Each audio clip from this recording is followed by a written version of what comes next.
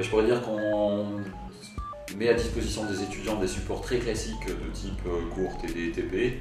mais ce qu'on cherche aussi à leur proposer, c'est d'autres activités de type didacticiel pour faire de l'auto-formation sur les méthodes d'étalonnage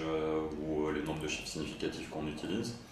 Et puis ce qu'on insère aussi sur la plateforme, c'est des simulateurs, des questionnaires d'auto-évaluation et d'auto-formation, et puis des activités collaboratives de type création de wiki, en intégrant là-dedans des petites vidéos réalisées par les étudiants.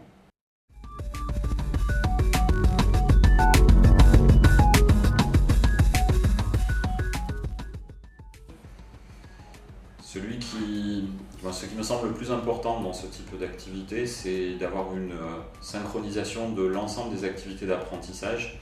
qui soit vraiment dans un fil conducteur continu pour les étudiants, de façon à ce qu'on passe d'activités de cours et de TD classiques à des choses qui sont plus orientées vers le travail collaboratif, puis la création d'outils de simulation sur la base de cartes conceptuelles, et puis la réexploitation de ces outils dans des séances beaucoup plus pratiques de type activité expérimentale.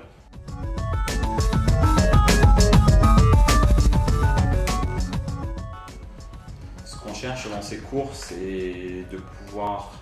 s'orienter de plus en plus près du métier que l'étudiant va devoir mettre en œuvre dans son activité professionnelle, et donc du coup passer du domaine des connaissances sur la technique à quelque chose qui est plus du domaine des compétences. Donc il faut que progressivement on amène l'étudiant à être à même de développer ses compétences par lui-même.